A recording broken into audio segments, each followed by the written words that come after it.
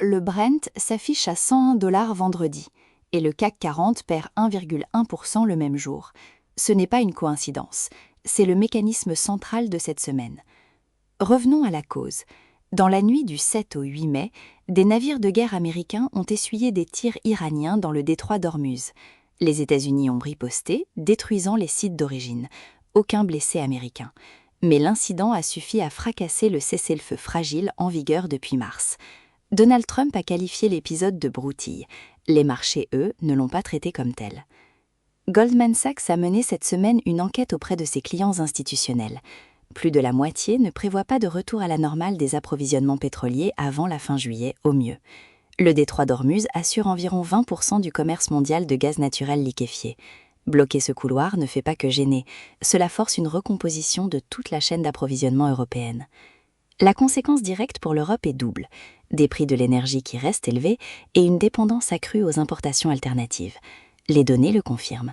Les importations européennes de GNL russe ont progressé de 17,2% entre janvier et avril 2026, passant de 5,61 millions à 6,69 millions de tonnes.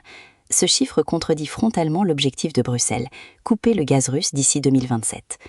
En parallèle, l'Europe cherche à sécuriser le kérosène. L'Agence de sécurité aérienne de l'UE a donné son feu vert à l'utilisation du carburant américain Jet A en remplacement du Jet A1 européen. La différence technique est réelle.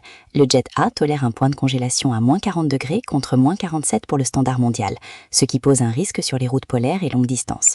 Le ministre des Transports a assuré qu'il n'y aurait pas d'annulation cet été, mais Airbus a quand même cédé 1,9% vendredi. La question qui reste ouverte, si les négociations Iran-États-Unis débouchent sur un accord cette semaine, le Brent peut reculer rapidement sous les 95 $. Mais si elles échouent, le marché n'a pas encore intégré un blocage prolongé jusqu'en août. Cette tension sur le pétrole arrive au pire moment pour la Fed, parce qu'elle la paralyse précisément quand l'emploi l'autoriserait à agir. Les États-Unis ont créé 115 000 emplois en avril. Le consensus tablait sur 62 000. C'est près du double des attentes. Le taux de chômage est resté stable à 4,3%. Le marché du travail américain résiste, malgré la guerre, malgré les droits de douane, malgré la crise de confiance. Ce chiffre a propulsé Wall Street. Le Nasdaq a gagné 1,3% vendredi. Le S&P 500 a inscrit de nouveaux records. Mais Paris a perdu 1,1% dans le même temps.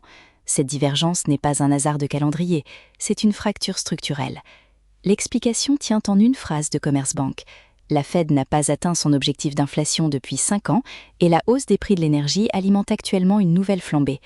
Bank of America a été plus directe encore. Elle a repoussé ses prévisions de baisse de taux, initialement prévues en septembre-octobre 2026, à juillet-septembre 2027, 1 an et demi de retard. Pour l'Europe, cela signifie que la BCE continuera de naviguer seule dans un environnement de taux élevés et de coûts énergétiques croissants. L'indice de confiance des consommateurs américains de l'Université du Michigan est tombé à 48,2 en mai, nettement sous les 49,7 attendus.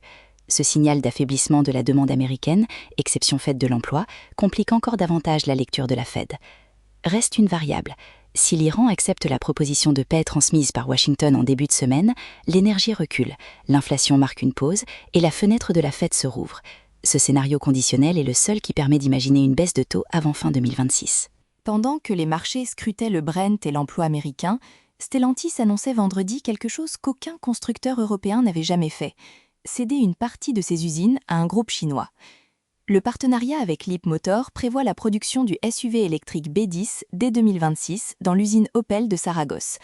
À Madrid, Villaverde, Stellantis étudie une cession partielle du site à la coentreprise, détenue à 51% par Stellantis et 49% par Leapmotor, pour assembler des modèles Leapmotor destinés aux marchés européens et mondiaux à partir de 2028. Un SUV Opel électrique germano-chinois compléterait le dispositif. Le contexte est brutal. Les usines automobiles européennes tournent en moyenne à 50% de leur capacité. Stellantis vient de fermer la production à Poissy.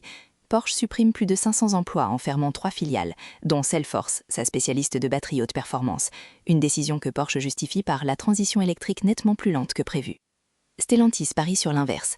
En intégrant la technologie de batterie Leapmotor et les cadences chinoises, en moins de 2 ans contre 4 ou 5 pour un modèle européen classique, le groupe veut produire des électriques abordables qui respectent les règles du Made in Europe pour éviter les droits de douane européens sur les importations chinoises. L'action Stellantis a gagné 1,84% vendredi, seule hausse significative du CAC 40. Ce signal mérite attention.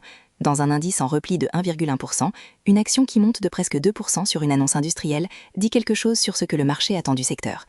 Le risque est politique autant qu'industriel. Les syndicats européens parlent de basculement majeur. Si Bruxelles durcit les règles du Made in Europe, ou si les tensions commerciales sino-européennes s'intensifient, le modèle que Stellantis construit devient caduc avant d'être rentable. La vérification à surveiller, l'Investor Day de Stellantis dans 2 semaines, où le groupe devra chiffrer les économies attendues de ce partenariat. Si les marges escomptées dépassent 15%, le titre confirme sa trajectoire. Si les syndicats espagnols bloquent les négociations d'ici là, la fenêtre se referme. Chaque jour après la clôture, nous publions un récapitulatif du marché et une analyse des enjeux clés. Abonnez-vous à la chaîne.